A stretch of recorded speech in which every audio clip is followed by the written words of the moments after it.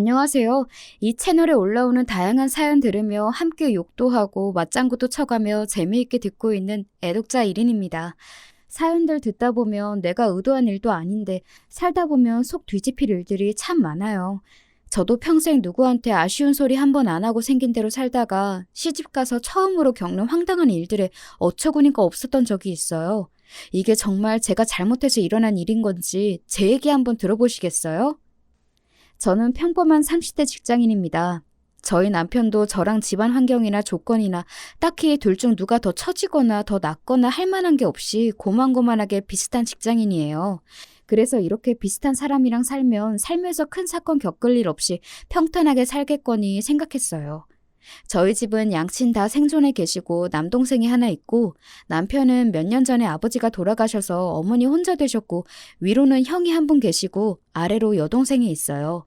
여동생은 결혼 전에도 몇 번 만난 적이 있는데 나이도 또래이고 사고방식도 비슷해서 말이 잘 통했습니다. 요즘 결혼해서 시누이랑 갈등 겪는 일도 많다던데 마음 맞는 시누이를 만나게 되어서 참 다행이라고 생각했습니다. 형님은 결혼 5년 차로 남편과 비슷하게 평범하게 직장에 다니신다고 들었습니다. 조금 특이할 만한 점이라면 제 손윗동서 되실 분이 의사라고 하시더라고요. 보통 의사들은 같은 의사랑 결혼하는 경우가 많거나 있는 집 자제들이랑 결혼하는 경우가 많잖아요. 시누이에게 건너듣기로는 여자 쪽 부모님 반대가 있긴 했는데 딸이 결혼 안 시켜주면 죽겠다고 난리를 피워대는 통에 결국 결혼 허락을 받아냈다고 합니다. 별일이네 싶긴 했지만 원래 사랑이 그런 거 아니겠거니 하며 그러려니 하고 넘겼습니다. 시어머니 되실 분 성격이 좀 괄괄하긴 했지만 저라고 그리 사근사근한 성격이 아니다 보니 그건 역시 크게 개의치는 않았습니다. 어차피 독립해서 따로 살 예정이기도 했고 아무리 시어머니라 해도 도리에 맞지 않는 요구를 하시면 따를 생각이 없었으니까요. 첫 번째 조짐은 혼수를 준비할 때 보였습니다. 아니, 우리 큰며느리가 시집 올 때는 가전이고 가구고 다 최신형의 최고급으로 했는데 이 정도 수준으로 맞추는 건 좀 부족한 거 아니니?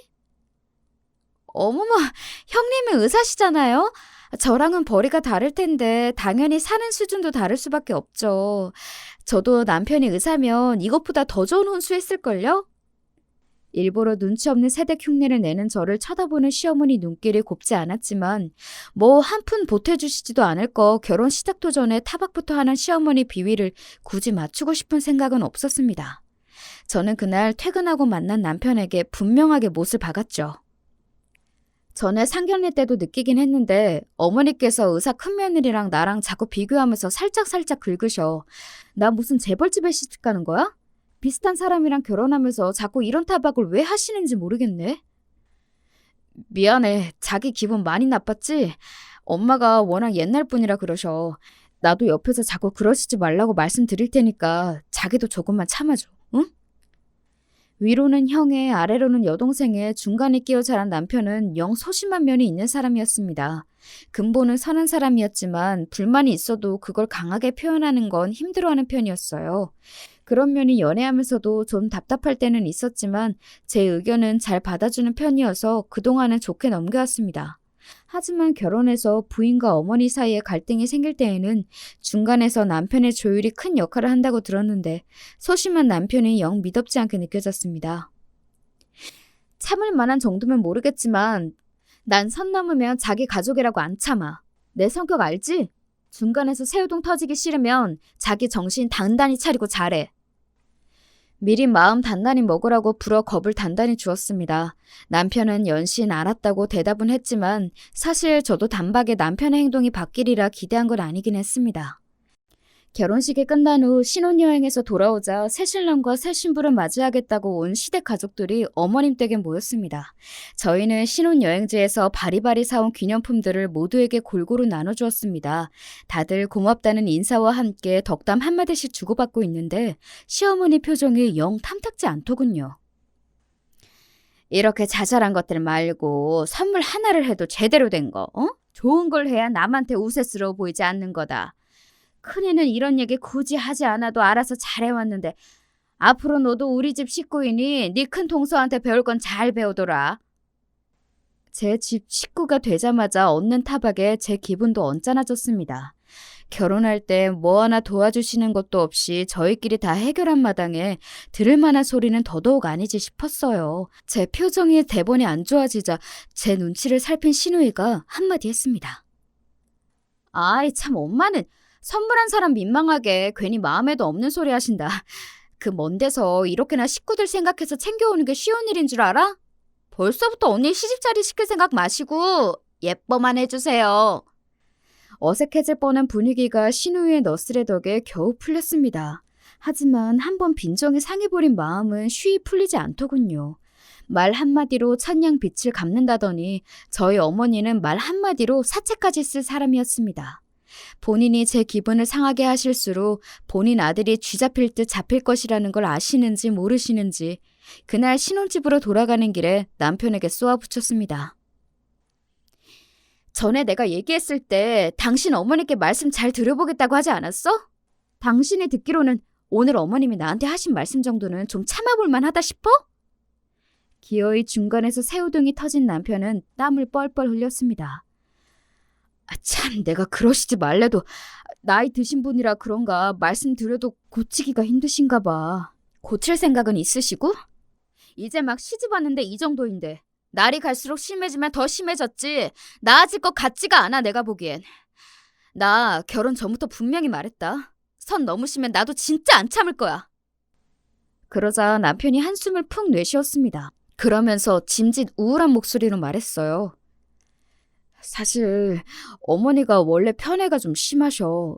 나 어릴 때에도 좋은 거랑 새 거는 다 형한테 돌아가고 나랑 동생은 맨날 쓰던 거 헌 것만 물려받았어. 비슷한 성적을 받아도 형은 오냐오냐 칭찬해 주시면서 나한테는 살가운 말도 잘 안 해주시고 막내는 그래도 타고난 성격에 당창대가 있어서 엄마가 그러셔도 기죽지 않고 제 몫은 잘 찾아 먹었는데 아무래도 나는 타고난 성격도 이렇다 보니 크면서도 늘 손해를 보면서 산 것 같아. 그래도 자식들 시집장가 보내고 나면 좀 나아지지 않을까 생각했는데 그 편애가 형수님한테 옮겨갈 줄은 또 몰랐네. 내가 당신한테 면목이 없다 진짜. 굳이 남편이 구구절절 설명하지 않아도 그간의 집안 분위기로 충분히 예상 가능한 상황이긴 했어요. 남편 성격에 평생 괄괄한 시어머니 밑에서 기도 못 펴고 살았을 걸 생각하니 좀 안쓰럽기도 했습니다. 그러나 그렇다고 해서 남편과 함께 미운 오리 새끼로 구박받으며 살 생각은 추호도 없었습니다. 지금까지는 어땠을지 몰라도 새 사람 들어오면 어머니도 바뀌시는 게 있어야지. 그리고 당신이 지금까지 그렇게 살아왔다고 앞으로도 그런 대접 받는 것도 싫어. 당신도 이제 한 가정이 가장이야. 아닌 건 아니라고 확실하게 딱 부러지게 얘기하고 당신 가족도 지킬 줄 알아야지. 나는 나와 내 남편 지켜야겠으니 하고 싶은 말은 하고 살아야겠어. 당신이 직접 할 자신 없으면 내가 하는 것까지 토달지 마. 남편은 풀이 죽으면서도 다음번에도 무례하게 굴면 참지 않겠다는 제 선언에는 손을 들어주었습니다. 직접 말은 하지 않았지만 남편 역시 아까 신혼여행 선물 타박을 들은 것이 영 기분이 좋지 않은 것 같았습니다. 누군들 안 그렇겠습니까? 그 먼 나라에서 기껏 생각해서 돈 쓰고 힘 들어가며 선물했더니 안 하니만 못한 소리를 들었는데요. 거기다 남편도 혼자 차별을 감당할 때와는 달리 제 척까지 곱지 않은 눈으로 바라보는 제 시어머니께 슬슬 불만이 차오르기 시작한 것 같았습니다. 그래도 처음에 모호한 태도와는 달리 저와 뜻을 같이 하고 있다고 생각하니 앞으로 갈등이 생겨도 오늘처럼 짜증만 나지는 않겠지 생각했죠. 그러고는 결혼식 이후 직장에 복귀하고 저도 남편도 새로운 생활에 적응하느라 정신없이 바빠 첫 시댁 방문의 기억은 조금씩 잊혀가고 있었습니다. 정신없이 오후 업무를 보고 있는데 갑작스럽게 시어머니에게서 연락이 왔습니다. 네, 어머니, 이 시간에 어쩐 일이세요? 얘는 시어머니가 전화 좀 할 수도 있지. 대뜸 첫마디가 그게 뭐야? 나 픽업 좀 와야겠다. 네? 친구들 모임이 있는데 너 결혼하고 처음이니 인사도 할 겸 퇴근하면 곧장 집으로 와. 어머니, 지금 저희 부서 가장 바쁜 요일이에요. 오늘 야근 확정이에요. 일정이 있으면 미리 연락을 주시지. 퇴근 시간 1시간 전에 말씀해 주시면 어떡해요. 아니, 내가 얘기하기 전에 시집을 왔으면 시어머니 지인분들께 먼저 인사를 드리는 게 예의 아니니? 그리고 네가 야근을 하는지 집으로 가는지 내가 어떻게 알아? 가뜩이나 바빠 죽겠는데 짜증이 확 치밀어 올랐습니다. 시댁 쪽 식구들에게 인사를 드리지 않은 것도 아니었어요. 바쁜 와중에도 주말에 쉬지도 못하고 틈틈이 불려가서 어머님 친정 식구들이며 모임 지인분들이며 부지런히도 인사를 드렸습니다. 그런데 평일에까지 꼭 이러셔야 하나요?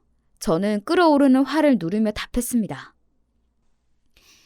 그렇게 말씀하셔도 오늘은 업무 때문에 도저히 시간을 뺄 수가 없어요.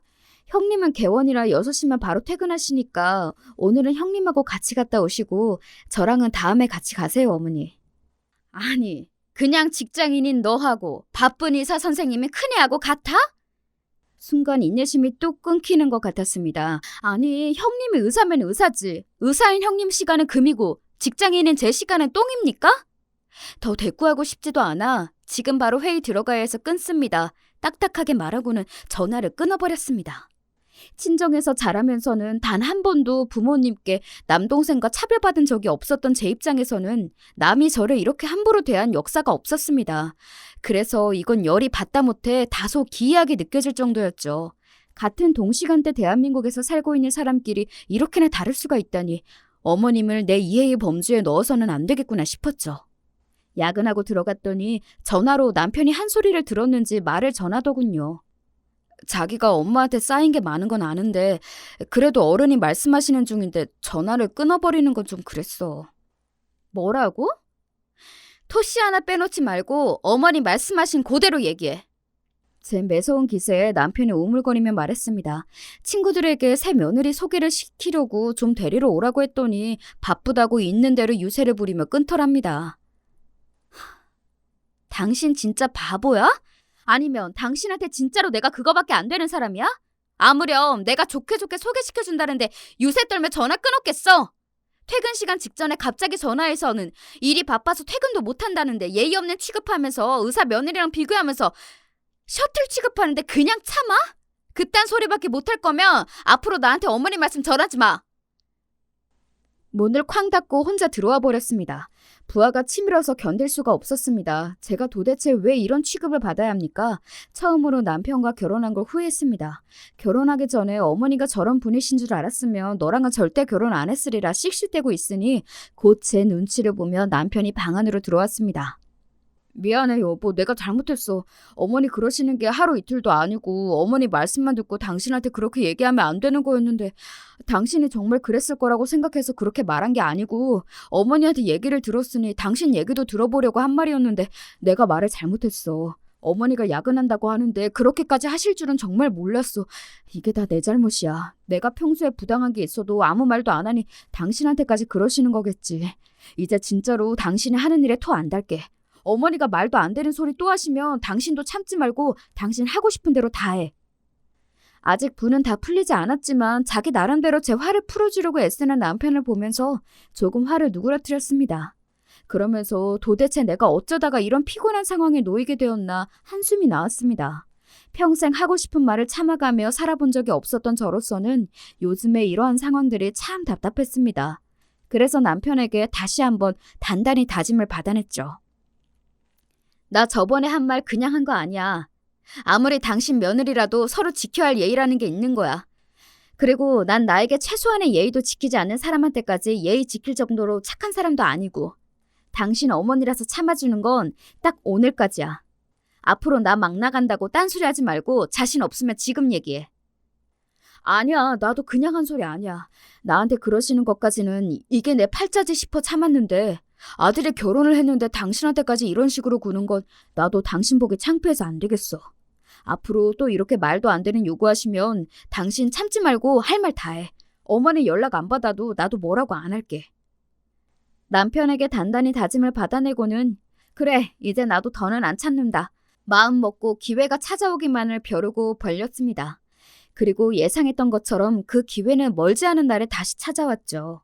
할머님 제세가 있는 날이라 바쁜 와중에도 팀원들 눈치를 봐가며 간만에 정시퇴근한 날이었습니다.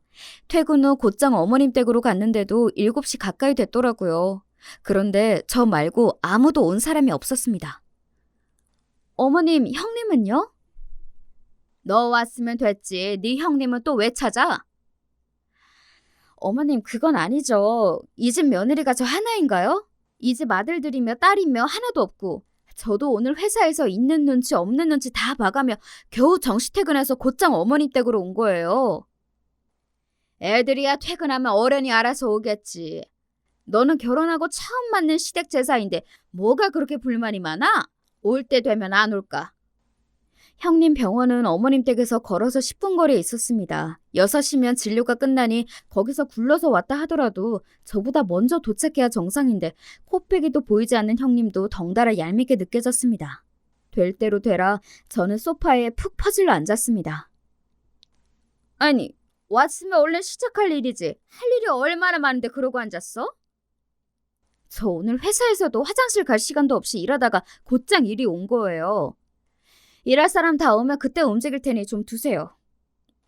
부러워 기분 나쁜 티를 숨기지도 않고 말하자 어머님이 어처구니가 없다는 표정으로 저를 쳐다보았지만 제 입장에서는 어머니만큼 어처구니 없는 경우가 없었기에 신경도 쓰지 않았습니다. 7시가 넘어가자 시누이와 남편, 아주버님이 차례로 들어오셨고 8시가 다 되어서야 형님이 들어서셨습니다. 아유, 다들 먼저 와 계셨네. 중간에 약속에 있어서 조금 늦었어요, 어머니. 아이고, 볼일 다 보고 오지. 급하게 오느라 고생했네. 예, 둘째 너 첫째 마시게 물 좀 가져오너라. 어머니가 떠다 드리세요.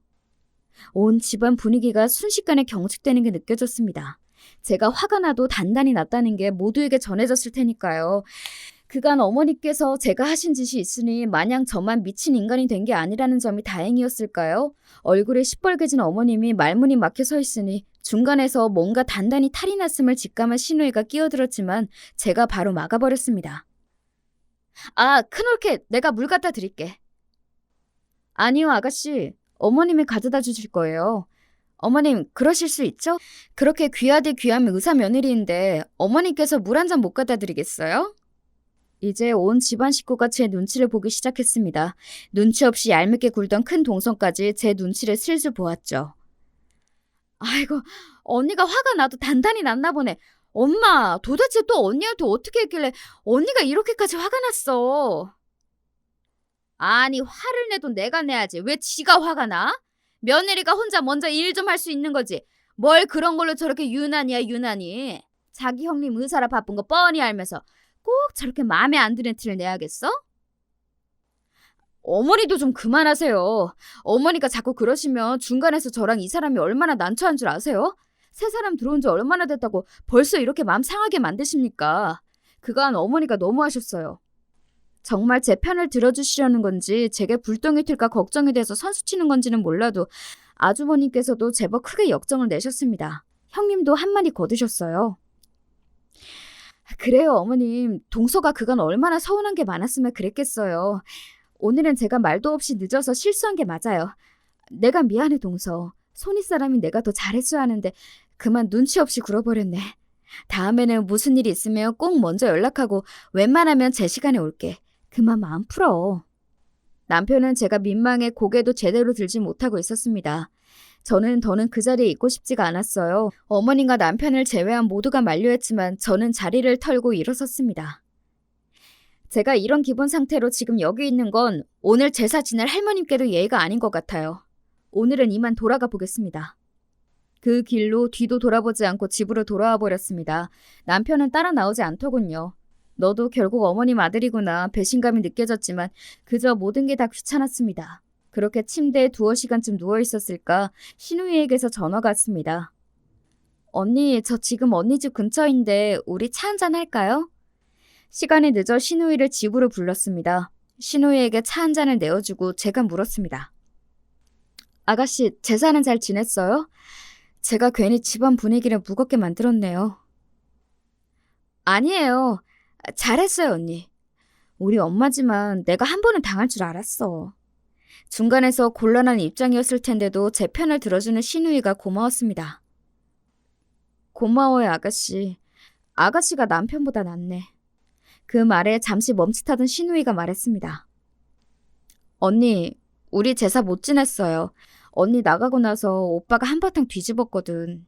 뜻밖의 말에 제가 눈을 동그랗게 뜨고 시누이를 바라보았습니다. 그간 우리라고 쌓인 게 왜 없었겠어. 같은 자식이라도 큰오빠가 엄마한테는 가장 아픈 손가락이라는 거 나나 오빠가 모르지 않았는데 그래도 자기 때문에 언니까지 그런 대접받는 걸 보니 오빠라고 어디 속이 편했겠어요? 그간 오빠도 참 많이 참았는데 언니 그러고 가는 것 보니 그동안 쌓인 것인지 죄다 터져서는 나 우리 오빠가 엄마한테 소리 지르는 거 처음 봤다 언니? 저도 남편이 소리를 지르는 거 단 한 번도 본 적이 없었기에 도무지 상상이 가지 않았습니다. 다소 답답하다 싶을 정도로 참는데 익숙한 사람이 나 때문에 터졌다고 생각하니 아까의 배신감은 어느새 사라지고 상처받았을 남편이 안쓰럽게 느껴졌습니다. 어느 정도였냐면 오빠가 이러실 거면 차라리 얼굴 보지 말자고까지 하더라니까요. 나 진짜 오늘 우리 오빠한테 너무 놀랐어. 오빠가 진짜 그랬어요? 그렇다니까. 신이 나서 설명하는 신우이를 보며 아무리 제 어머니가 내가 잘못을 했어도 나는 남이고 어머님은 엄마인데 저렇게 내 편을 들 수 있는 것도 아가씨 역시 쌓인 게 많아서겠지 하는 생각이 들었습니다. 나도 말을 안 해서 그렇지 크는 내내 큰오빠랑 차별대우 받으면서 참 상처 많이 받았다? 그렇다고 둘째 오빠나 내가 큰오빠보다 딱히 부족하거나 떨어지는 것도 없었는데 그렇게 상처를 받아놓고도 평생을 그렇게 자라와서 그런지 나도 그런 환경에 묻어져 있었나 봐요. 내가 그런 상처를 받았대도 남의 집 귀한 딸인 언니까지 그러도록 보고 있으면 안 되는 거였는데 내가 미안해요.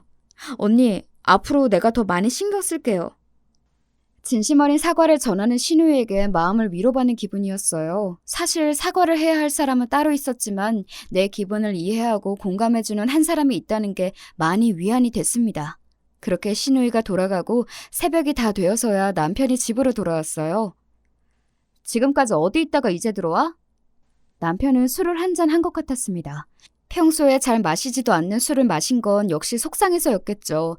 부인이 제 어머니께 그런 취급을 당한 것도 그 때문에 난생 처음 제 어머니께 소리를 질러가며 절연하자는 이야기까지 한 게 그 사람 입장에서는 감당하기 어려운 일이었을 겁니다. 내가 당신한테 정말 미안해. 우리 장인 장모님이 당신 이렇게 귀하게 키워주셨는데 이런 대접 받을 사람이 아닌데 나한테 시집와서 이런 꼴이나 보게 하고 내가 정말 너무 못난 남편이야. 미안해 여보. 혀가 꼬여가는 걸 간신히 정신 부여잡아가며 사과하는 남편이 딱해 보였습니다. 저라고 저런 어머니 밑에서 자라고 싶었을까요? 사랑받지 못했던 유년기의 남편을 꽉 안아주고 싶었습니다. 저는 결혼하고 겨우 몇 달 당했는데도 억울하고 서러운 마음을 견디기가 어려웠는데 평생 저런 환경에서 남편이 자라왔다고 생각하니 너무 마음이 아팠습니다. 나 이제 어머니 안 볼 거야. 내 가족은 이제 당신 하나뿐이야. 당신한테 함부로 대하는 사람은 그 누구도 용서하지 않을 거야. 술에 취해 잠든 남편을 보며 그래 이 사람이 내 편이면 됐지 마음을 달랬습니다. 그 소란이 있은 후로 한동안 어머니께는 따로 연락이 오지 않았습니다. 남편 역시 어머님을 찾지 않았죠. 그렇게 보름쯤 지났을까 신우이를 통해서 어머니께 연락이 왔습니다. 언니, 엄마가 언니랑 오빠 밥 한 끼 먹이고 싶대요. 아무래도 언니한테 사과하고 싶은 모양이야. 저 잘못한 거 없다며 끝까지 뻗대실 줄 알았는데 뜻밖의 소식이었습니다.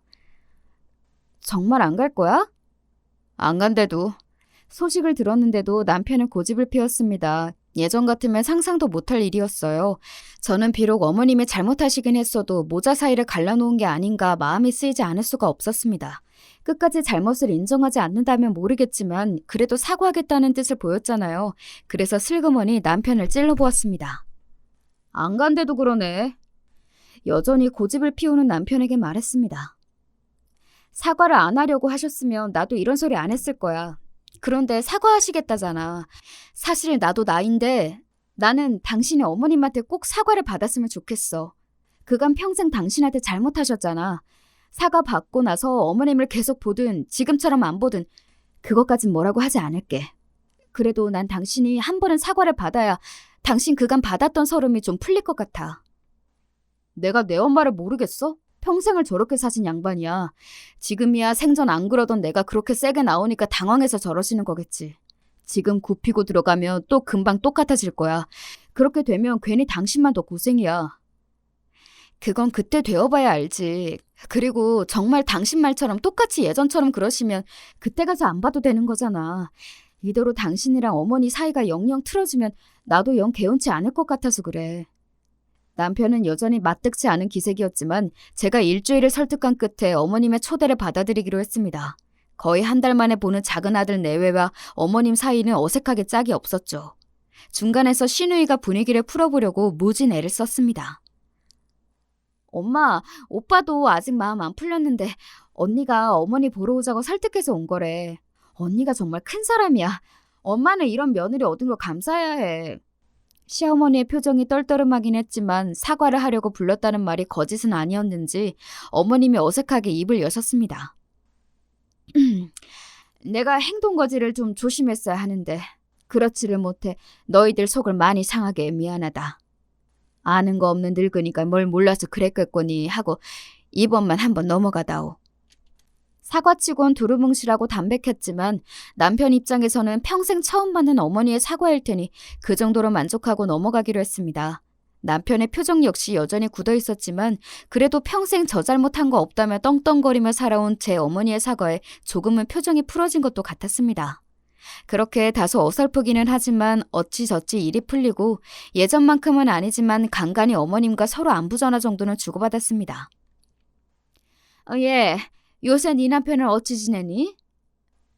그 사람이야 잘 있죠. 그 사람하고는 연락 안 하세요? 아니, 내가 먼저 하긴 하는데 걔가 먼저 연락 오진 않아서. 화해를 하긴 했지만 확실히 남편의 태도는 이전과는 달랐습니다. 어머니 앞에서 쩔쩔매던 모습은 이제 온데간데 없었어요. 한 번 미련을 털어낸 적이 있어서인지 오히려 남편은 홀가분해 보였습니다. 이제 아쉬워진 건 어머님 쪽이 되었죠. 평생 찍어 눌러가며 제 입안에 혀처럼 굴던 아들이었는데 이제는 먼저 연락을 해도 대면대면 했으니까요. 처음에는 제 눈치를 보며 연락을 자주 안 하던 어머님도 답답하셨는지 아들이 궁금할 때면 제게 연락을 해오셨습니다. 아니 아무리 나한테 서운한 게 있다고 해도 그렇지 늘 하던 연락도 뚝 끊고 결혼하고 확실히 변했어. 슬슬 제 탓에 시동이 걸리는 듯하여 아무런 대꾸도 하지 않았습니다. 저 역시 걸려오는 전화를 피하지는 않았지만 그간의 일이 없던 일이 되는 것도 아닌데 아무 일도 없었던 것처럼 어머님을 대할 수는 없었습니다. 애초에 싹을 잘라야 한다는 생각도 들었고요. 아들만큼은 아니지만 못지않게 대면대면한 며느리에 대한 불만이 느껴졌으나 애초에 본인이 자초한 바가 없지 않으니 굳이 신경 쓰지 않았습니다. 가급적이면 따로 찾아뵙는 일도 자제했습니다. 그간의 경험으로 봐서는 서로 최대한 안 보는 것이 분란을 만들지 않는 방법이라는 생각에 저도 남편도 동의했습니다. 제게 연락해 오실 때에는 자꾸 남편과 함께 밥이라도 먹으러 오라고 말씀하셨지만 저보다도 남편이 더 심드렁해했습니다. 뭐 저 맛있는 거 먹이고 싶어서 오라고 하셨겠습니까? 당신 아들 얼굴 한번 보고 싶어 그러셨겠죠. 조금은 안쓰러운 마음이 들기도 했으나 정작 이런 관심이 필요했던 어린 남편에게는 쌀쌀맞게 굴었던 예전 어머니의 모습을 떠올리면 역시 어머님보다는 제 남편이 더 안쓰러웠습니다. 하지만 거절도 한두 번이지 어머님은 자꾸 밥 먹으러 오라고 하시는데 남편은 거절을 반복하니 중간에 낀 제 입장이 슬슬 껄끄러워지기 시작했습니다. 제가 불만을 토로하자 남편은 당신도 더는 어머니 생태 받아주지 말고 자꾸 곤란한 요구하면 전화 받지 마. 라며 냉정하게 나왔습니다. 예전에 그 물렁하던 남편은 이미 떠나고 없었죠. 그래서 다시 비슷한 목적의 연락을 받게 되자 저는 남편의 뜻을 제대로 전달하기로 했습니다. 어머니, 제가 어머니 말씀을 그 사람에게 전하지 않은 게 아니에요. 그런데 그 사람 마음이 그렇게 닫혀 있는데 어머니께서 계속 그렇게 오라고 하셔도 억지로 끌고 갈 수도 없잖아요. 자꾸 이렇게 말씀하시면 중간에서 제 입장이 정말 난처해요. 네 남편이 그렇게까지 싫다고 하면 너라도 한 번쯤은 혼자라도 올 수 있는 거 아니니? 내가 이 나이에 먼저 사과까지 했는데 너희 둘 다 정말 너무한다.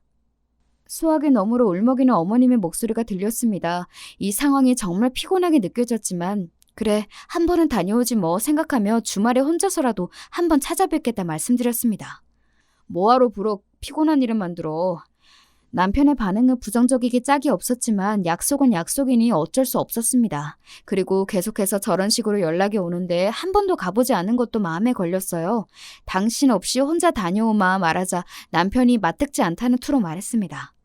가서라도 예전처럼 트집 잡고 하대하시면 더 있지 말고 그냥 박차고 나와. 안 갔으면 좋겠구만 고집을 부려. 그러게 내가 사서 고생을 하는구나. 제 발등을 찍으며 약속한 주말에 어머님 댁으로 향했습니다. 어머님 혼자 계실 줄 알았던 댁에는 뜻밖에도 오랜만에 보는 큰형님이 함께 있었습니다. 어머, 동서 오랜만이네? 오늘 동서도 오는 거였구나. 형님 말을 들으니 형님도 제가 오는 줄은 몰랐던 건지 당황한 눈치였습니다. 어머님과 형님 저 셋만 있다고 생각하니 그 자리가 더 불편하게 느껴졌어요. 왔니? 시어머니는 여상한 투로 말하며 부엌에서 나오셨습니다. 어색한 분위기를 풀어보려고 큰 동서가 짐짓 들뜬 듯한 말투로 말했어요. 어머님이 백숙하시던데 우리 동서 몸보신 시켜주려고 그러셨나 보다. 아니요, 그 몸보심은 형님 시켜주려고 하신 걸 텐데요. 속으로 생각하며 그저 고개만 주걱거렸습니다. 이내 식탁에 백숙 한 상이 차려지고 어머님께서 저희를 부르셨습니다. 자, 우리 첫째. 올해도 병원 꾸려나간다고 고생이 많았다. 하나 들어라. 시어머니는 2마리 중 1마리의 닭을 붙잡고 큼직하게 다리 하나를 떼어다 형님 앞접시에 올려주었습니다. 당황한 형님이 제 눈치를 보는데도 아랑곳 않고 말이죠. 아, 이거였나? 둘째 뭐하니? 너도 얼른 먹어라. 어머님 속이 빤히 보였습니다. 결국은 제 아들 없이 혼자 나타난 눈에 까신 둘째 며느리가 곱깝다 이거겠죠. 과연 남편 말대로였습니다. 어머님은 역시 어머님이시더군요. 먹으라는 말뿐이지 당연히 형님에게 했던 것처럼 다리를 뚝 떼어주시는 퍼포먼스는 역시 제게는 일어나지 않더군요. 평소에 닭다리를 별로 좋아하지도 않지만 어디 한번 내키는 대로 해보시라 싶어 제대로 판을 깔아드리기로 했습니다. 저는 보란듯이 남은 다리 하나를 똑 떼어내어 제 앞접시로 가져갔습니다. 너 지금 뭐하니? 시어머니가 날카롭게 소리쳤습니다. 예상에서 한치도 벗어나지 않는 반응에 그만 헛웃음이 터질 뻔했습니다. 중간에서 형님만 난처해서 눈이 이리저리 굴리고 있었죠. 먹으라면서요. 먹으라 하셔서 먹으려 하는 건데요. 누가 너더러 닭다리 먹으래? 이건 다 큰애 거야. 어딜 주제의 의사면이랑 같은 대접을 받으려고 들어? 시어머니가 제 앞접시에 놓인 닭다리를 휙 채워가더니 형님 앞접시 위에 닭다리 위에 제가 가져간 닭다리를 턱 올려놓았습니다. 누가 보면 닭다리가 집안 대대로 내려오는 갑오쯤 되는 줄 알았을 겁니다. 뭐 이런 인간이 다 있나 싶어서 시어머니 얼굴을 빤히 보고 있자 도리어 형님이 당황해서 어쩔 줄은 몰라 했습니다. 저는 앉은 자리에서 손을 높이 들어 올려 숟가락을 들고는 있는 힘껏 바닥으로 내팽개쳤습니다. 날카로운 챙그랑 소리가 정적을 깨고 더 크게 울렸습니다. 너 대체 이게 무슨... 이러니 아들한테도 외면당하지. 거침없는 제 말에 시어머니 낯빛이 딱딱하게 굳어버렸습니다. 제가 혹시나 했는데요. 어머니님은 참 역신하시네요. 저야 남의 자식이라 그렇다 쳐도 제 남편한테도 이런 식으로 구셨어요? 경악해서 대꾸도 못하는 시어머니에게 저는 참지 않고 속에 있던 말을 그대로 내뱉었습니다. 제가 여기 온다고 할 때 남편이 말렸는데요. 제가 여기 왜 온다고 한지 아세요? 어머님 불쌍해서 온 거예요. 저 평생을 제 자식 가슴에 생채기 낸 줄도 모르고 제 멋대로 사시다 결국엔 아들한테 버림받은 어머님이 불쌍해서. 동서! 거르지 않고 뇌에서 내보내는 그대로 내뱉는 저를 보며 큰형님이 어쩔 줄은 몰라 했습니다. 그러든지 말든지 아랑곳 않고 저는 하던 말을 계속했습니다. 그래요. 형님 공부 많이 하셨고 의사시고 대단하신 분이시죠. 그렇게 어머님 주제에 맞지 않는 며느리 보셨으니 눈이 횟가닥 돌아버리신 것도 알겠는데요. 그걸 왜 제가 받아줘야 해요? 제가 뭐 그렇게 대단한 집에 시집왔다고? 시시각각 불그락 푸르락 변하는 어머님 얼굴이 참 우스워 보였습니다. 그간 제 남편이 오래 참은 거였죠. 어머님 같은 사람을 또 누가 견디겠어요? 너 때문이야! 시어머니가 분을 못 참겠는지 소리를 꽥 질렀습니다. 다 너 때문이야. 너랑 결혼하기 전까지는 나한테 말대꾸 한 번 안 했어. 내 아들 입에서 어떻게 나 안 보고 살겠다는 소리가 나와? 이게 다 결혼 잘못해서 네가 이 집에 잘못 들어와서 그런 거야? 부끄러운 줄도 모르고 미친 소리를 하는 시어머니가 가소로워 보였습니다. 저 때문이 아니라 제 덕분인 거죠. 제 남편이 저 아니었으면 평생 저 아껴줄 줄도 모르는 매정한 어머니 밑에서 평생 상처받으며 살았을걸. 이제라도 제정신 차렸으니 어머님은 저한테 고마워하셔야 해요. 물론 고마운 줄도 모르시겠지만 오늘이 저 여기 마지막으로 오는 날이에요. 남편은 어머니 보고 살 생각 없대요. 당신 가족은 이제 저 하나뿐이라네요. 어머님 어째요? 제 남편한테 이미 버림받으셨어요, 어머님은. 이 말을 끝으로 저는 미련 없이 그 자리에서 돌아섰습니다. 현관 밖으로 나오는 제 귀에 시어머니가 세상이 떠나가도록 오열하는 소리가 들렸어요. 그렇게 서럽게 우는데도 단 한 톨의 동정심도 들지 않았으니 저도 시어머니한테 더 이상 떨어질 정도 없었던 모양입니다. 저는 그 길로 곧장 제 친정집으로 향했습니다.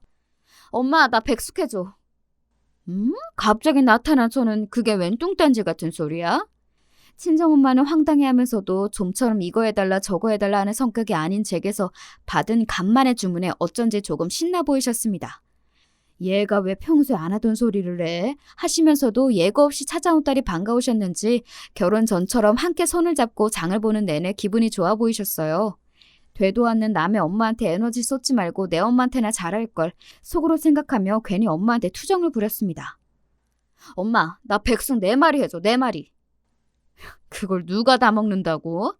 눈을 휘둥그레 뜨시면서도 속으로는 백숙용 생닭 4마리를 카트에 집어넣는 엄마에게 철없는 어린애처럼 말했습니다. 닭다리 8개 내가 혼자서 다 먹을 거야. 얘가 왜 생전 안 부리던 식탐을 다 부린대? 그래, 너 다 먹어라, 너 다 먹어. 다 커서 시집까지 간 딸의 말도 안 되는 억지에도 마치 어린 딸내미를 보듯 사랑이 가득한 엄마의 눈을 보면서 순간 남편이 안쓰러운 마음에 가슴속에서 뭔가가 울컥 올라오는 기분이었습니다. 그때 남편에게서 전화가 걸려왔습니다. 저는 평소처럼 전화를 받고는 말했죠. 자기, 엄마 집으로 백숙 먹으러 와. 뭐? 분명 무슨 일인지 알고 제게 전화를 했을 겁니다. 제가 그러고 나왔는데 형님이 아무리 눈치가 없다 해도 남편에게 연락하지 않았을 리가 없잖아요. 무거운 마음으로 전화를 걸었을 남편은 아무렇지 않은 제 목소리에 오히려 당황한 눈치였습니다. 엄마 백숙이 먹고 싶어서 친정집에 왔어. 우리 엄마 백숙 잘해. 우리 오늘 저녁은 엄마 아빠랑 같이 먹자. 제 말에 남편은 그만 말문이 턱 막힌 듯 했습니다. 한참을 말이 없다 곧 가겠다며 전화를 끊더군요. 백숙을 삶는 내내 엄마가 쉴 새 없이 제잘제잘 딸에게 말을 거는 소리가 주방에 가득 찼습니다. 평소 남말에는 신경 쓰지 않는 제멋들인 성격 탓에 잘 넘어갔다고 생각했는데 그간 알게 모르게 제게 막대하는 시어머니에게 마음을 다쳤었던 모양이에요. 바쁜 딸이 시간을 쪼개 찾아왔다는 것만으로 생복해하시는 엄마 모습을 보면서 그래, 부모에게 사랑받는 느낌은 이런 거였지 마음이 녹아내리는 것만 같았습니다. 굳이 남편까지 불러서 백숙을 먹이려 한 건 남편이 오늘의 기억을 또다시 상처로 남기게 두고 싶지 않아서였어요. 비록 제 친부모는 아닐지라도 서로를 사랑하는 가족 틈에서 따뜻한 저녁 식사 한 끼를 먹이고 싶었습니다. 금세 도착한 남편과 저 친정 부모님까지 내 식구가 도란도란 한 식탁에 머리를 맞대고 앉아 백숙을 먹기 시작했습니다. 저희 엄마가 본인 몫의 닭에서 다리 2개를 뜯어다 저와 본인 사위 밥그릇에 척 얹어주셨습니다.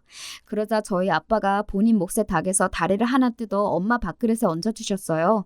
저는 제 몫의 닭에서 떼어낸 닭다리 하나를 남편 밥그릇 하나 더 올려주었습니다. 어머 여보 얘 좀 봐. 아까 닭다리 8개 자기가 다 먹을 거라고 생떼를 쓰더니 곳에 제 닭다리까지 제 신랑한테 넘겨주네. 제 남편이라고 챙기기는 딸 자식 키워봐야 소용이 없구먼. 짐짐 너스레를 떠는 엄마 아빠 앞에서 겸연쩍게 웃으면서도 남편은 행복해 보였습니다. 고개를 숙이고 열심히 닭다리를 뜯는 남편 눈에 살짝 고인 눈물은 모른 척했습니다.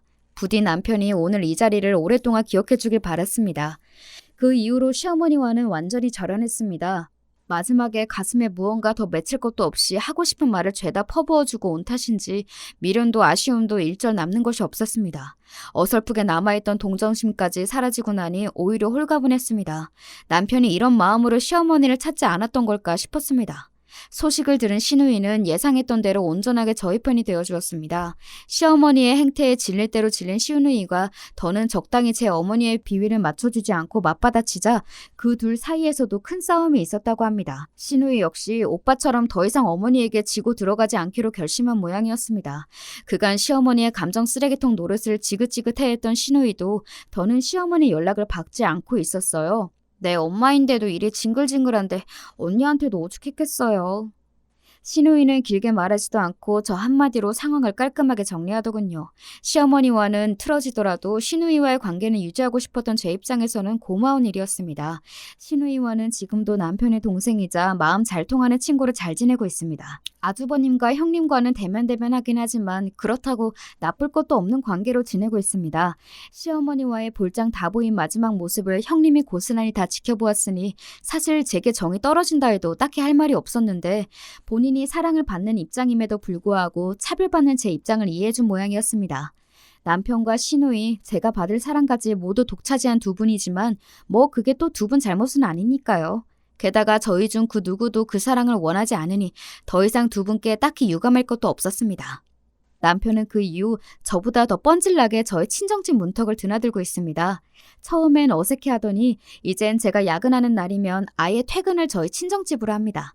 남편이 하도 자주 오니 저희 엄마가 농담처럼 아이고 늙은이들이랑 노는 게 뭐가 재미있다고 자꾸 와. 오지 마. 남편에게 면박을 주어도 예전 같으면 그 농담을 고지 곧대로 듣고 민망했을 남편도 제법 뻔뻔해졌습니다. 민선이랑 노는 것보다 장인어른 장모님이랑 노는 게 더 재미있어요. 쫓아내지 마세요. 하나뿐인 사위가 부리는 애교가 싫지 않으신지 이젠 남편이 저의 친정 식구들과 섞여 있는 모습도 그리 어색한 그림이 아니게 되었죠. 저만 혼자 따돌리고 뭐가 그리 재미있는지 셋이서 수톡대고 있는 걸 보면 어처구니가 없긴 하지만 사실 정말 기분이 나쁘지는 않아요.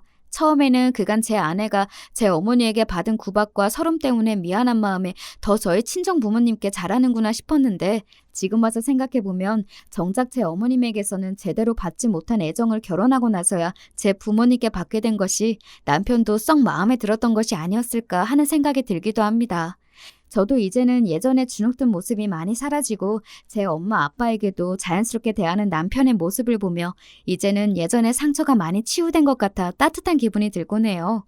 저도 사람이다 보니 어쩔 수 없이 드문드문 꼭 시어머니와의 관계가 이렇게까지 될 필요가 있었을까 하는 생각이 불쑥 치고 올라올 때가 있습니다.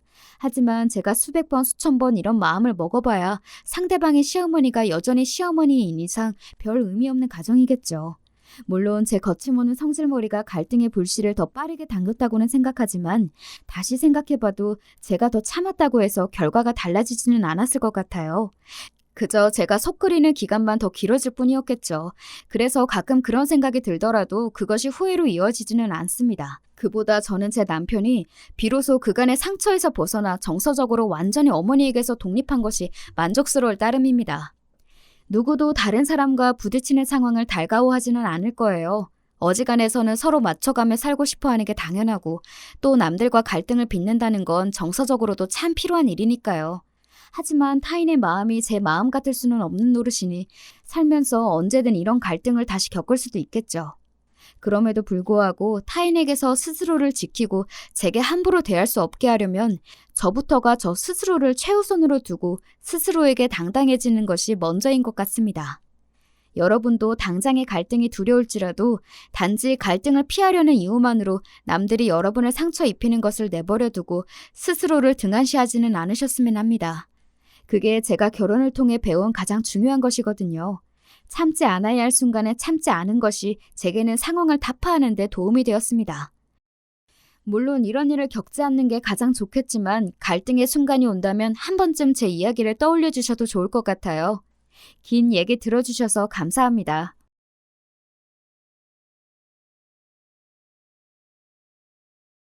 안녕하세요. 매번 너무 잘 듣고 있어서 신세를 지고 있는 사연에 빠지다 채널에 제 얘기를 용기 내어 한번 사연으로 신청하게 됐습니다. 저는 중년 나이의 남자고요.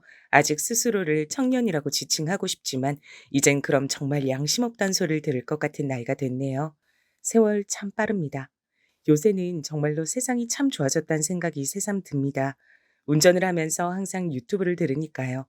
차량과 제 휴대폰이 자동으로 연결이 되니 못할 게 한 개도 없습니다. 불과 20 몇 년 전까진 차에서 기껏 카세트 테이프나 들었는데 말이죠. 그렇지 않나요? 매해 여름마다 해수욕장 계곡 같은 곳들을 놀러 가던 차 안에는 카세트 테이프에 담긴 흥겨운 댄스 음악들이 흘러나오곤 했어요. 부모님께서 잘 들으시던 테이프는 여러 가수들의 히트곡들이 한 곳에 담긴 모음집이었습니다. 제가 종종 시내에 놀러 나갈 때면 그런 것들을 사오곤 했네요. 유별나게 기억나는 테이프 하나가 있습니다. 어느 날 리어카의 각종 가요 테이프들을 실어 판매하시던 아저씨한테 최신 히트곡 모음집을 구매했죠. 표지에 가장 크게 나와 있던 얼굴은 김건모였습니다. 당시에 제가 그걸 10,000원을 주고 샀습니다. 어머니께서 노발대발하셨어요. 5,000원 줄까 하다가 선심 써서 용돈 10,000원 줬더니 두고두고 잘 쓰진 못하고 이걸 어떻게 10,000원을 주고 사와? 그 아저씨도 미쳤지. 정말 미쳤어. 세상 물정 모르는 어린애를 등쳐먹네. 거기 어디야? 리어카 어디 있었어? 시내 문구점은 바로 옆에 있긴 했는데 리어카 끌고 계속 돌아다녀서 정확히 몰라요. 근데 엄마가 그거 알아서 뭐 하시게요? 뭐 하기는 당연히 내일 당장 가서 따져야지. 아주 제대로 따지고선 돈도 도로 돌려받을 거야. 너 내일 엄마하고 같이 시내 갈 준비나 해둬. 그래서 제가 바닥에 엎어져서 거의 울다시피 떼를 썼습니다. 왜냐고요? 놀 곳이라곤 시내밖에 없었는데 거기서 리어카 아저씨랑 싸우는 엄마를 두네라고 소문이 번지면 어쩐답니까? 하늘이 무너져 내리는 듯 했습니다. 어릴 땐 또래 친구들에게 잘 보이는 게 세상 그 무엇보다 중요했으니까요.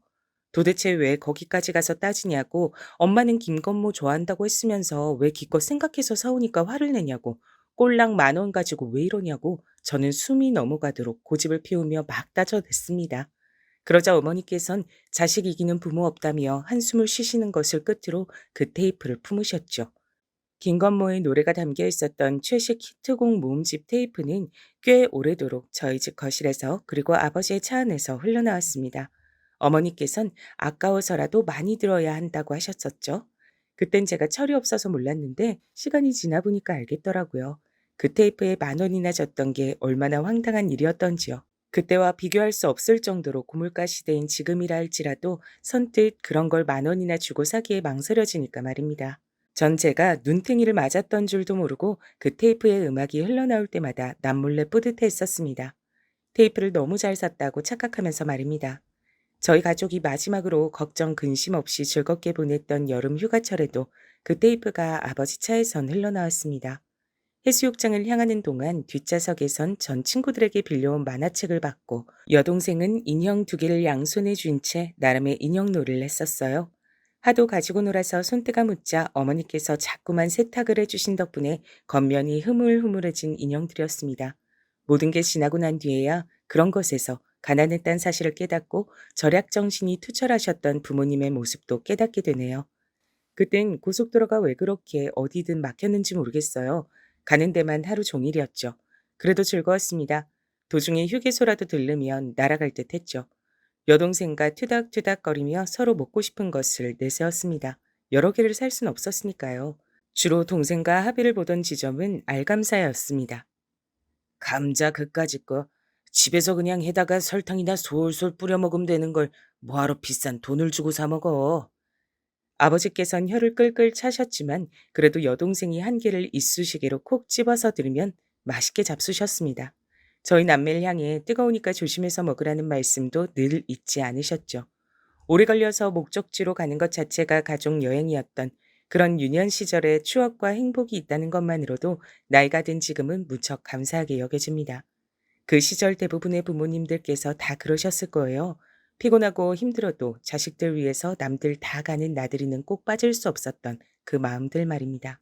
즐거웠던 그때의 여름 휴간, 아버지와 내 식구가 함께 떠났던 마지막 여행이 됐습니다. 아버지께선 추석 명절을 단 며칠 앞두고 화물차에 치이는 사고를 당하고 마셨습니다. 화물차 운전수는 명절을 앞두고 일을 빨리 해치우고 싶은 생각만 가득한 나머지 경황 없이 구는 바람에 아버지를 보고도 허둥지둥 하다가 사고를 냈다고 실토했고요. 그리고 덧붙인 말이 돈 없다, 죄송하다 였습니다. 저희 가족이 무너져 내린 순간이었죠. 내가 자식 새끼들 위해서라도 마음 굳게 먹고 정신 차려야지. 난 나약해 줄 수 있지만 자식 둔 엄만 나약할 수 없는 법이야. 그 말을 명심하며 정신 다 잡아야 돼. 병원 화장실에서 찬물로 세수를 하고 나오신 어머니께서 당신의 뺨을 쳐가며 그렇게 중얼거리시던 모습을 제가 봤습니다. 중환자실에 아버지께서 홍수 상태로 계신 상황에서 저와 동생은 극도의 불안감을 느끼며 어머니가 잠시만 안 보여도 가슴이 철렁 내려앉곤 했었죠. 그때도 어머니께서 갑자기 안 보이니까 여동생과 손을 잡고 어머니를 찾으러 다녔던 거예요. 그리고 화장실 앞에서 그런 어머니의 모습을 발견했을 때 전 조용히 여동생을 잡아 끌고 저희 남매가 원래 있던 자리로 돌아갔습니다. 그리고 그때 이후로 2번 다신 어머니께서 눈앞에 안 보인다 해서 불안해하며 찾으러 다니는 짓을 하지 않았습니다. 여동생이 울고 보채면 제 선에서 달래고 조용히 시키게 됐죠. 나도 더 이상 어린애가 아니야. 할머니가 전에 그러셨잖아. 내가 아들이고 장남이니까 집안에 대들보라고 내가 잘 커야 된다고. 그러니까 부모님께 의젓한 자식이 되자. 내가 약하게 구니까 동생도 나를 따라하는 거잖아. 내가 솔솜수범을 보여야 돼. 어머니께서 자신의 뺨을 세게 쳐가며 정신을 다 잡으시던 모습은 저에게 충격이었고 제 사고방식을 완전히 바꿔놓았던 겁니다. 아버지께서 제발 무사히 회복하시길 매일같이 기도했죠.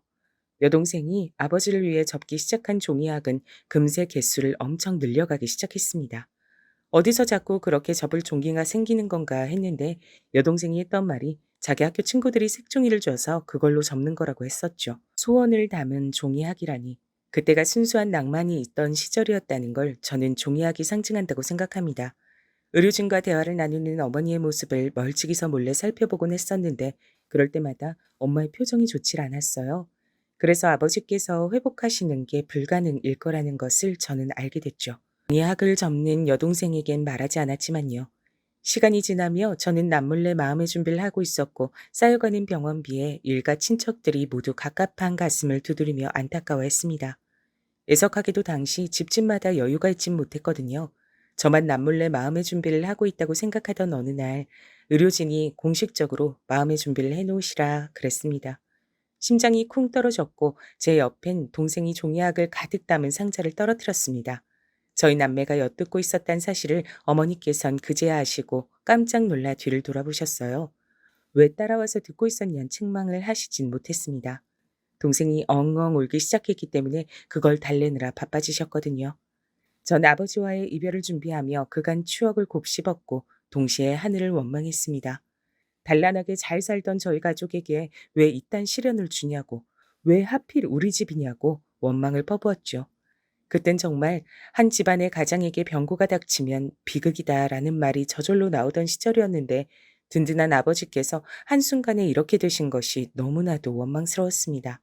2달하고도 약 일주일 정도를 병원에 실려오신 이후로 혼수 상태에서 누워만 계셨던 아버지와의 이별을 하게 되던 날이었어요. 아주 늦은 밤중이었는데 의료진이 착잡한 얼굴로 복도 자리에서 꽉 붙어 앉은 채 온기를 나누며 침묵하고 있던 저희 세 사람을 불렀습니다. 그래서 아버지 곁으로 갔죠. 이젠 마지막 인사를 드려야 할 때였고 그 인사를 아버지께서 들으실 수 없음이 슬펐습니다. 사고를 당하셨던 날 아버지께선 유독 일찍 출근을 하셨었고 저희 남매는 그날따라 늦잠 꾸러기들이었기 때문에 인사조차 하질 못했거든요. 미치게 아쉬웠죠. 눈물을 훔치던 그때 정말 놀라운 일이 벌어졌어요. 숙연한 틈을 타 여동생이 종이학 상자를 아버지의 얼굴 옆에 내려놓은 건데요. 그러고 나서 몇 초 지나지 않았을 때 아버지의 눈꺼풀이 파르르 떨리더니 잠시 후에는 눈동자가 보였습니다. 저희 다 깜짝 놀라서 난리가 났었죠. 다가온 의료진은 엄청 놀라면서도 의식은 없으신 것 같다고 했지만 전 왠지 모르게 아버지와 마지막 인사를 나눌 수 있을 거란 확신이 들었습니다. 아버지, 제가 혹시 아버지 들려드릴 수 있을까 싶어서 마이마이 가져왔어요. 아버지가 올해 제일 많이 들으셨던 테이프 있죠? 제가 사왔던 거요. 아버지께 말씀 안 드렸던 것 같은데 저 사실 그거 10,000원 주고 사왔던 거예요. 그래도 아버지 차에서 맨날 들을 수 있어서 좋았어요. 신나는 곡이 나오면 운전도 더 흥겹게 된다고 하셨잖아요. 아버지, 혹시 신나는 노래 들으며 떠나시면 가시는 길도 흥겨우실까요? 더 이상 아버지가 안 아프셨으면 좋겠어요. 고통을 다 벗고 훨훨 날아가셨으면 좋겠어요. 저는 그렇게 눈물로 말씀을 드리며 주머니에서 챙겨온 카세트 테이프 플레이어를 꺼냈습니다. 마이마이로 불렸던 물건이었죠. 이어폰을 아버지의 귀에 꽂아드리던 그 찰나에 제 눈앞으로 풍경이 스쳐갔어요. 고속도로는 앞뒤로 꽉 막혀 있고 더운 날에 피어오르는 아지랑이. 그럼에도 모두가 짜증보단 설렘으로 길을 떠났던 휴가철. 그때 우리 가족이 차 안에서 즐겨드렸던 가요들. 2번 다신 아버지와 함께 그런 여름 휴가를 보낼 수 없다는 사실에 가슴이 먹먹해졌습니다. 어떤 부분을 들어도 흥겨운 댄스 음악이 나왔던 그 테이프였죠. 재생 버튼을 누르고 얼마 뒤 아버지의 눈엔 눈물이 고였습니다. 듣고 계신 것이었죠. 귀에 꽂은 이어폰으로 흘러 넘어오는 댄스 음악이 흥겨우신지 아버지께선 아픔으로 붉고 거무죽죽해진 얼굴 위로 슬쩍 미소를 지으셨습니다. 그대로 세상을 떠나셨어요. 조용히 미소를 지으신 채 천천히 눈을 감으신 게 마지막이었습니다. 청각은 사람이 죽는 마지막 순간까지도 남아있는 기관이라고 하던데 그래서 편하게 웃으며 떠나신 것 같다는 어떤 간호사분의 너그러운 목소리에 그제서야 저희 세 식구는 커다란 울음을 터뜨렸죠. 모두가 울음바다인 밤이었어요. 아버지를 떠나보내고 한쪽 구석이 텅 비어버린 것 같은 가슴을 아는 채 다시 일상을 살게 됐습니다. 저희 가족의 가장 큰 별이 져버렸는데 세상이 놀라울 정도로 평온하고 아무렇지도 않게 굴러가고 있다는 걸 그때 체감하고서 기분이 얼마나 이상했던지 모릅니다. 제 우주가 무너진다 해도 이 세상의 진짜 우주에겐 아무런 타격이 없는 거더라고요. 세상은 정말 무섭고 차갑구나. 이런 세상을 아버지는 어떻게 살아오신 걸까? 친가는 특히나 돈도 없는데 그런 환경에서도 잘 이겨내고 결혼하시고 나랑 동생 낳으시고 비록 작지만 안락한 보금자리도 마련하시고 아버진 대단한 분이었어. 내가 아버지처럼 해낼 수 있을까? 더욱 의연해져야겠다고 생각했어요. 전 아직 어린 학생이었지만 본능적으로 제가 이 다음에 커서 든든한 가장 역할을 해야 한다고 마음을 먹고 있었습니다. 철없이 굴던 모습은 모두 저버린 채 앞만 보고 나아가기로 결심한 뒤 일을 악물었죠. 노는 걸 좋아하는 친구들을 다 정리하고 공부에만 매진했습니다. 동생은 아버지를 그리워하며 이따금씩 울적해했지만 어머니께서 씩씩하게 버티고 계셨으므로 그런 어머니의 모습을 보며 힘을 얻는 것 같았어요. 자식 새끼들이 있는 한 난 슈퍼어머니야. 내가 못 해낼 게 세상에 있을까 봐 두고 보라지. 전보다 더 열심히 보란 듯이 잘 살아줄 테니까. 어머니께선 친구분과 통화하시며 그런 말씀을 하셨죠. 전 그 소리를 듣고 마음이 든든했습니다. 쉬는 날 없이 어머니께선 일을 하셨던 걸로 기억합니다. 남의 장사를 도와주셨고 공장 일도 병행하셨죠. 꼭 그렇게 고생하며 일을 하셔야 하냐고 제가 언젠가 여쭤본 적이 있었는데 그때 어머니께선 고개를 가로저으시며 하루 24시간 1년 365일도 부족하다고 하셨어요. 돈 벌 생각을 하면 자는 시간도 아깝게 느껴진다 하셨죠. 그러면서 제가 대학을 잘 가는 것이 가장 큰 보람이니까 저보고 열심히 하라고 하셨습니다. 그 앞에서 결의가 솟지 않을 만큼 제가 불효자식인 건 아니어서요. 그 이후로 더 코피 쏟으며 죽어라 공부했죠. 이른 아침에 등교해서 자정에 가까운 늦은 밤중에 귀가를 했으니 입시 생활 동안 저는 집에서 잠만 딱 자고 거의 안 붙어 있었던 셈인데요. 주말엔 학원과 독서실을 다녔던 시기. 어느 날 제가 문제집을 챙겨서 나가려는데 어머니와 여동생이 옥신각신하는 소리를 언뜻 들었습니다. 제발 그 종이약들은 상자 이제 좀 갖다 치워. 왜 자꾸 갖다 버리라고 하는데요? 내 거야. 내가 알아서 할 거야. 그러니까 상관하지 마세요. 그게 집에 아직 있단 생각만 해도 아주 기분이 우중충해지니까 그렇지. 사람 기분 잡치게 하지 말고 좋은 말로 할 때 버려. 돌아가신 아버지 위한 종이약이었는데 추억이 깃든 건데 어떻게 갖다 버리란 말 그렇게 하세요? 감정도 없으신가 봐. 의외의 내용이 들려와서 당황스러웠지만 나가야 하는 게 급했기에 우선 걸음을 서둘렀죠. 학원에서도 독서실에서도 어머니의 낯선 그 목소리가 자꾸 귓가를 울려댔습니다. 그러실 분이 아닌데 이상하다 싶었죠. 동생과 감정적으로 언쟁을 하시다 보니 우연히 그런 모습을 보이셨던 거라고 전 대수롭지 않게 결론을 내렸습니다. 그리고 이틀 정도가 지났을 때죠. 여느 때처럼 늦은 밤 집으로 돌아왔는데 동생이 슬쩍 다가오더니 저한테 종이학 상자를 내미는 겁니다. 나는 학교에 이걸 따로 둘 곳이 없어. 오빠 이번에 독서실 길게 끊었잖아. 혹시 거기다 둘 공간 없을까? 이걸? 왜? 그냥 집에 두지 않고서? 안 돼. 자꾸만 엄마가 이거 갖다 버리라고 하신단 말이야. 이걸 보면 기분 우울하고 짜증이 나신다 그래. 뭐? 이건 아버지를 추억할 수 있는 건데 어머니가 홧김에 그러시는 게 아니라 진심으로 그러시는 거라고? 너무 의외다. 어머니가 왜 그러시지? 이상하다. 그러실 분이 아닌데. 응, 오빤 정말로 몰랐구나. 엄마 그렇게 되신 지 꽤 됐는데. 다만 종이학까지 내다 버리라고 오만 짜증을 다 내실 줄 나도 몰랐지. 갈수록 신경질이 느시는 것 같아. 일이 너무 피곤하셔서 그런가 봐. 동생의 말을 듣고 속으로 많이 놀랐지만 공부가 급선무인 때였기에 일단은 생각을 떨쳐버렸죠. 제가 너무 민감하게 반응하면 동생도 생각만 많아질 것 같았고요. 애써 태어난 척을 했네요. 종이학 상자는 제가 잘 쓰지 않는 책가방 안에 넣어서 감쪽같이 감춰두는 것으로 했습니다. 하지만 마음 한구석에 자라난 불안의 싹을 완전히 지우기란 어려웠고 저는 종종 어머니께 괜찮으신지 여쭙게 됐습니다. 어머니, 요새 괜찮으신 거 맞죠? 많이 피곤해 보이시는 것 같아서 걱정이에요. 아휴, 우리 아들이 어느새 이렇게 든든하게 다 커서 그런 소리도 할 줄 알아? 그럼 난 괜찮아. 어머니께선 발랄하게 대답하셨어요. 주된 가사가 난 괜찮아, 나는 쓰러지지 않아인 가수 진주의 노래를 자주 흥얼거리셨고요. 유쾌하신 모습에 다행이라고 생각했습니다. 근데 어느 날 제가 또 그저 상투적으로 괜찮으신 거 맞죠? 이렇게 여쭌 적이 있었어요. 지나가는 말이나 다름없었습니다. 그런데 어머니께서 손에 쥐고 계시던 볼펜을 바닥에 팍 던지시며 소리를 지르신 겁니다. 괜찮은데? 나 괜찮다니까? 넌 대체 나한테 괜찮다는 얘기를 몇 번을 물어대는 거야? 왜? 대체 왜 그러니? 어? 내가 안 괜찮다는 소리 듣고 싶어서 그래? 아, 아니에요. 절대 그런 거 아니었어요. 죄송해요. 저는 몇 번이고 거듭 죄송하다는 사과를 드려야 했어요. 어머니께선 분이 안 풀리시는지 한참을 씩씩거리셨고 심지어는 욕을 중얼거리셨습니다. 쌍욕이라니. 처음 보는 어머니의 모습에 제가 무척 놀랬죠. 다음날 어머니께서 겸연쩍은 얼굴로 저에게 어제 일은 미안하다고 하셨어요. 내가 예민하게 굴었어. 우리 아들 공부해야 되는데 내가 방해가 됐네. 미안하다. 아니에요. 미안해하지 마세요. 제가 너무 별 생각 없이 굴었던 잘못이죠. 상황은 마무리됐지만 이상하기 전 엄마에 대한 걱정이 더욱 피어오르기 시작했습니다. 수능을 앞둔 때였기 때문에 공부에만 애써 집중하고자 했죠. 수능을 사흘 앞두고 동생이 저에게 줄 간식들을 예쁜 상자로 직접 꾸며서 만들어준다 했는데 그 소리를 듣고 제가 그냥 됐다 그랬습니다. 무엇보다 소중한 종이학 상자. 그걸 제가 갖고 있으니 그걸로 힘 얻겠다고 했네요. 그랬더니 여동생이 눈물을 훔쳤어요. 네가 어머니 때문에 걱정 많이 하고 그간 마음 많이 쓴 거 내가 다 알아. 나 수능 잘 볼게. 넌 앞으로 이 오빠만 믿어라. 호언장담을 날렸던 전 다행히 수능을 실수 없이 잘 봤습니다. 정말 날아갈 듯이 기뻤죠.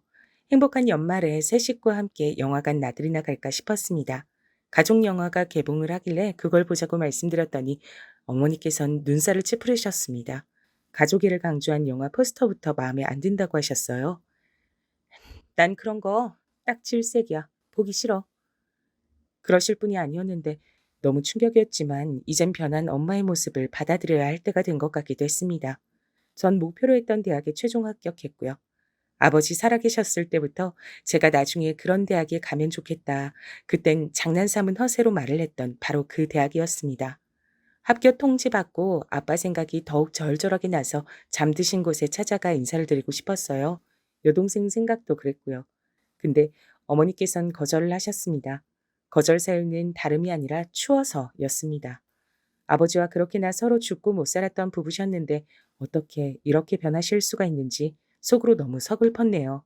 엄마께선 제 등록금이며 학비, 대학 생활비를 다 대줄 수 있어서 기쁘다고 그간 개고생한 보람이 있다며 제 대학 입학식이 끝나자마자 오열하셨습니다.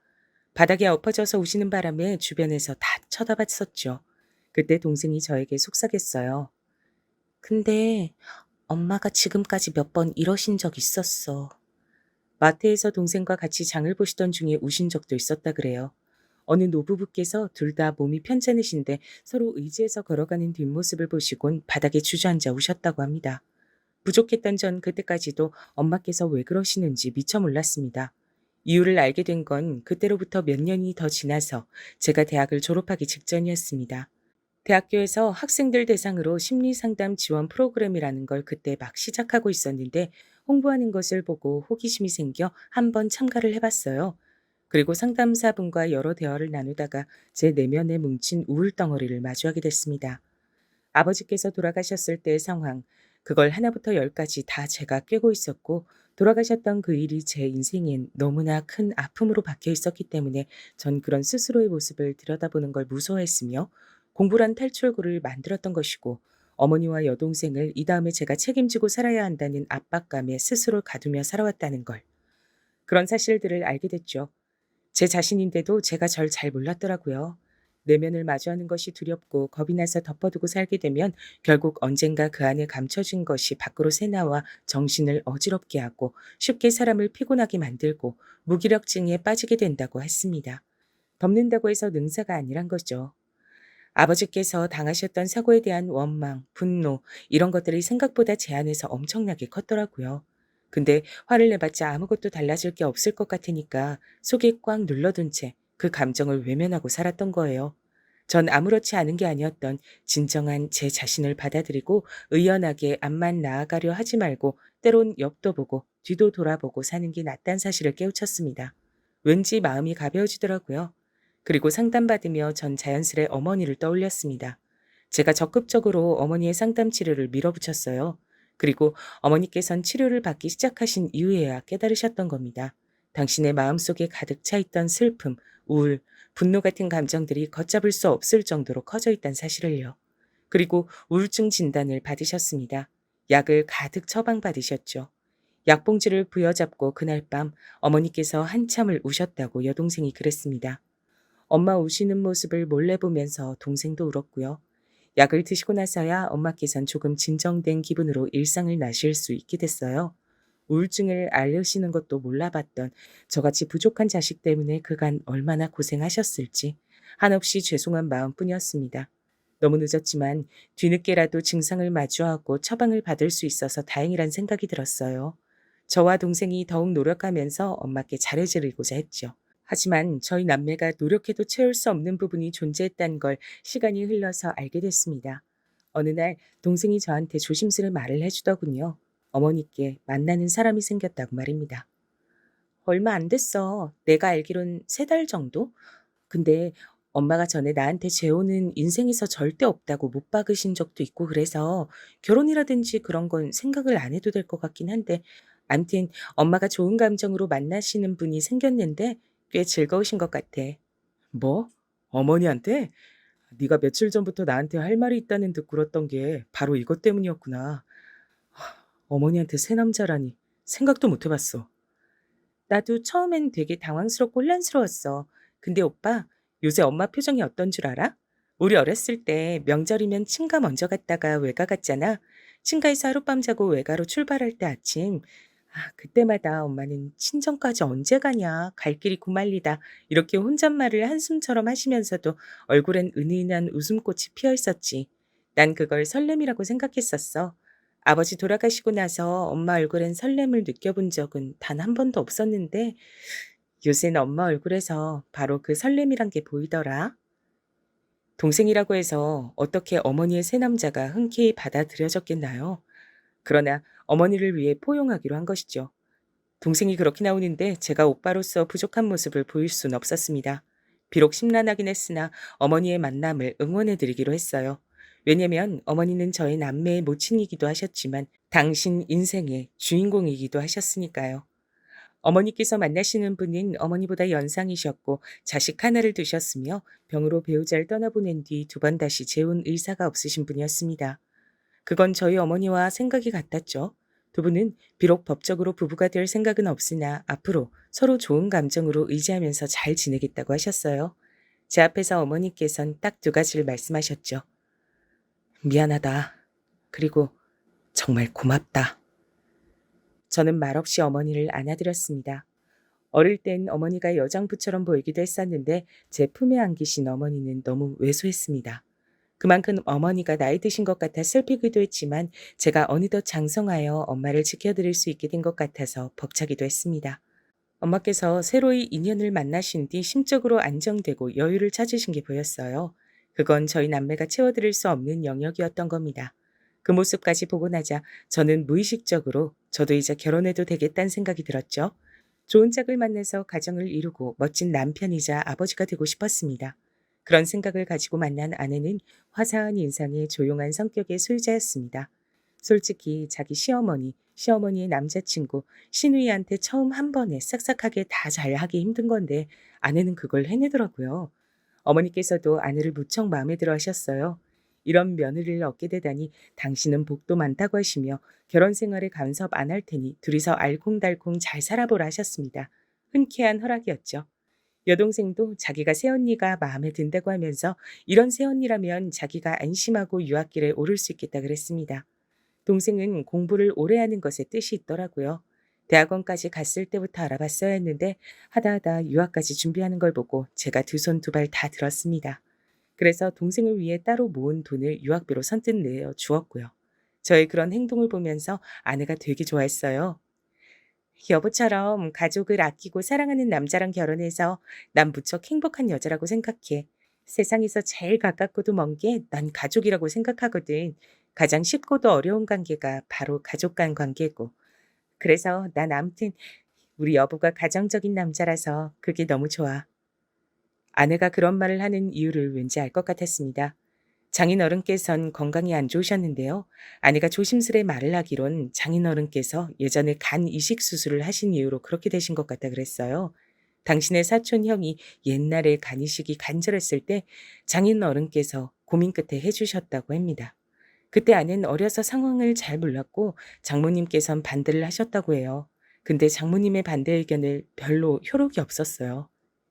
이건 너무 부끄러운 얘기지만 우리 엄마가 그것보다 더 이전에 계모임을 잘못 드셨다가 돈을 한번 날리셨거든.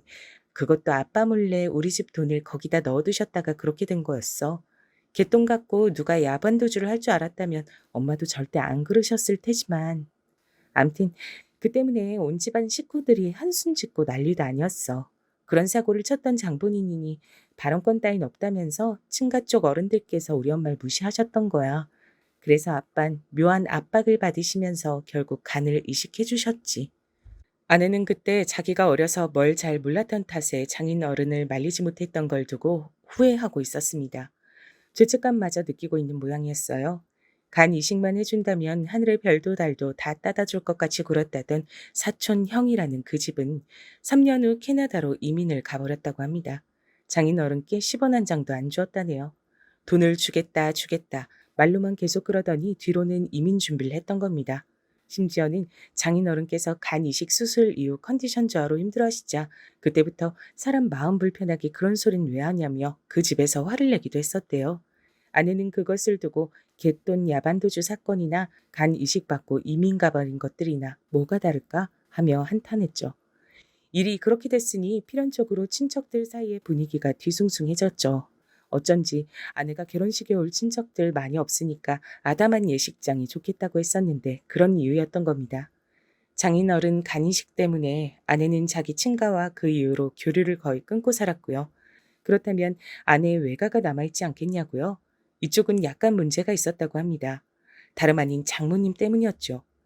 계모임 사기를 당해서 돈을 날리셨던 이후 여전히 장모님께선 당신의 친정 식구들에게 가장 먼저 손을 벌리셨던 거예요. 나중에 다 갚겠다는 호언장담으로 친정 식구들에게 돈을 십시일반 거두어 내신 장모님께선 그걸로 날아간 생활비를 채우지 않으시고 도박을 하셨습니다. 돈을 한 번에 잃었으니까 얻는 것도 한 번에 얻으면 될 거라고 우리 엄마 그때는 생각이 그렇게밖에 안 드셨대. 뭐에 홀리셨던 건가 봐. 하지만 도박이 괜히 사회 악으로 불리겠나요? 장모님께선 단 이틀 만에 그 돈을 다 날리셨고요. 전말을 알게 된 장모님의 친정 식구들이 난리가 났었다고 합니다. 근데 얼마 뒤에 장인어른 간 이식 수술이 있었던 거예요. 그런 분위기 속에서 어떻게 장모님께 돈 내놓으라고 그분들이 계속 난리를 치실 수 있었겠나요? 그래서 다들 그냥 입 다물게 되셨다고 합니다. 하지만 간 이식 수술 이후 장인어른께선 시간이 지날수록 일상생활을 어려워하게 되셨고 장모님께선 연이어 안 좋은 일이 벌어진다며 참담해하셨고 그 사이에서 아내는 눈칫밥을 먹으며 학교 생활 중이었고 이런 우중충한 집과 엮이면 계속 손해만 보고 살 게 뻔하다고 판단이 들었던 거겠죠. 그분들이 다 그렇게 생각을 하시는 바람에 장모님께선 당신의 친정 식구들이 펼치는 외면 공작을 받고 사셔야 했습니다. 그럼에도 장인어른께서 이 악물고 어떻게든 살아보려고 열심히 해보려고 노력을 하셨던 덕택에 집안이 굴러갔다고 해요. 그런 게 바로 가장의 무게겠죠. 억지로 버티면서 일을 다니셨고 장모님께선 그런 장인어른의 건강을 위해 식당 공부를 해가며 내조를 하셨고 꾸준히 알바를 하시면서 그렇게 사셨습니다. 그렇게 어영부영 세월이 흘렀던 거예요. 부모의 멈추지 않는 노력 덕분에 자식은 잘 자라서 대학을 나와 사회인이 됐습니다. 그런 아내를 제가 만나 결혼까지 했던 거예요.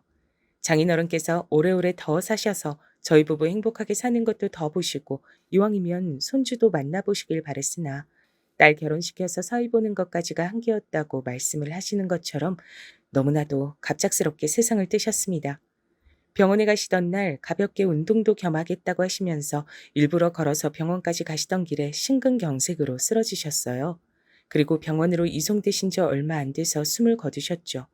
저도 너무 허무해서 미칠 것 같았는데 아내와 장모님 심정은 어땠을까요? 감히 가늠조차 되지 않았습니다. 장인어른께서 일평생 고생만 하시다 떠났다며 이렇게 가시도록 만든 자기가 프로자식이라며 아내는 크게 자책했습니다. 위로 하나조차 섣불리 하기 어려웠어요. 그래도 하나 다행이라면 다행이었던 게 제가 아버지를 잃어본 사람이었단 걸 아내는 잘 알았기 때문입니다. 같은 아픔을 겪어봤기에 진실된 위로를 저는 아내에게 건넬 수 있었죠. 장인 어른이 떠나신 이후 아내는 생각보다 너무 힘들어했는데 그나마 제가 곁에 있었기에 망정이었습니다. 장모님께서도 저에게 아내를 단단히 부탁하셨죠. 장수방, 내가 자네만 믿네. 자네가 있어서 얼마나 다행이고 든든한지 몰라. 우리 딸 마음 좀 잘 어루만져줘. 이렇게 힘들어할 줄이야. 제가 더 노력하겠습니다. 그런데 장모님께선 괜찮으신 건가요? 전 장모님도 걱정돼요. 나는 멀쩡해. 난 괜찮으니까 걱정 말고 우리 딸이나 잘 챙겨주면 돼. 장모님께선 의연하셨습니다. 그래서 아내에게 집중할 수 있었네요. 당시 하필이면 아내가 도저히 직장을 쉴 수가 없던 상태였어요. 그때 아내가 다니던 직장에서 큰 건수가 돌아가고 있었기 때문입니다. 일을 그만두긴 아까워서 도저히 그럴 수 없다는 아내를 저는 가까이서 지켜보며 우울해하고 힘들어하지 않도록 잘 봐주었어요. 제가 휴가를 몰아서 써가며 집안일을 도맡아 했고 아내의 퇴근에 맞춰서 데리러 나간 뒤 맛있게 식당에서 저녁 외식을 하곤 했습니다. 열심히 노력을 했더니 그나마 3달 정도가 지나니까 아내가 다시 화사한 미소를 입가에 걸기 시작하더군요. 언제까지고 장인어른의 부재를 슬퍼할 수만은 없는 거라고 하면서 자기도 용기를 내서 서서히 장인어른의 부재와 마주하겠다 그랬습니다. 제가 과거에 제 내면의 아픔을 발견하고 마주보았던 때가 생각났죠. 그래서 아내에게 돌아가신 제 아버지 얘기도 그때 많이 들려주었습니다. 아빠께서 떠나실 때 음악을 들으며 미소를 지으셨다는 대목은 아내가 가장 좋아했죠.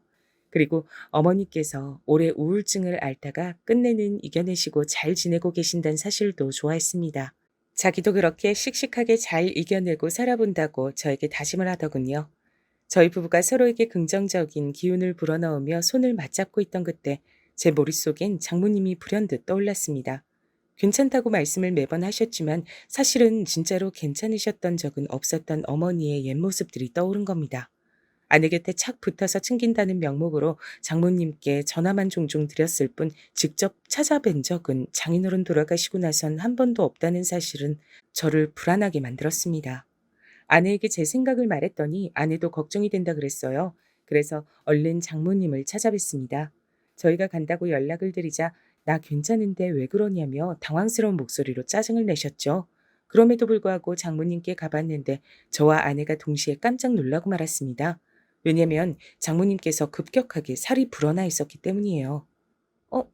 엄마, 왜 그렇게 살이 찌셨어? 엄마 이렇게 살이 오른 모습은 내가 살면서 처음 보는데? 내가 그렇게 살이 쪘니? 난 모르겠는데. 그냥 입이 심심해서 요새 잘 먹긴 했지.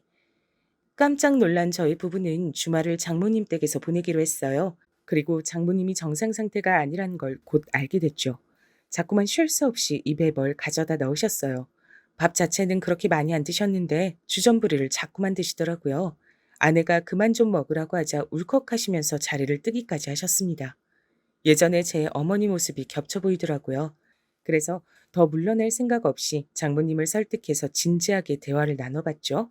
그랬더니 장인어른께서 돌아가신 이후로 속이 허전하고 뭔가 공허한 느낌이 들었는데 입에 뭘 먹고 있으면 그 느낌이 거의 안 들어서 좋았다고 하시는 겁니다.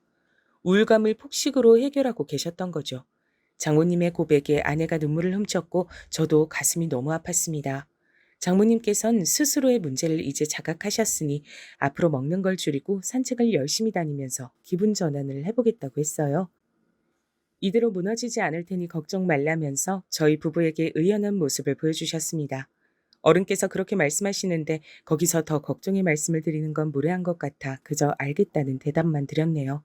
장모님께서 스스로 이겨낼 수 있도록 믿고 지켜보는 일도 필요할 듯 싶었습니다. 장모님 걱정이 됐는지 아내가 수시로 연락을 그 후로 드렸고요. 규칙적으로 산책을 많이 다니신 장모님께선 반년 뒤 다시 원래 체중을 되찾으셨습니다. 여기까진 참 다행이었는데 아내의 말론 장모님께서 다시 회복된 몸 상태로도 채워지지 않는 허전함을 느끼고 계신 것 같다 그랬어요. 이제 영영 우리 엄마가 예전처럼 신명나게 웃으시는 모습까진 다시 볼 수 없을 것 같아서 그게 좀 겁나네. 내가 이런 말 하면 당신이 안 좋아할 수 있을 거란 건 알지만 조심스레 꺼내보는 건데 혹시 장모님께 좋은 분이 생긴다면 낫지 않을까? 뭐? 그럼 우리 엄마한테 남자친구를 만들어 드리잔 거야? 아내가 당황하길래 전 절대 나쁜 의도가 없었다 설명하며 제 어머니의 경우를 예시로 들었죠.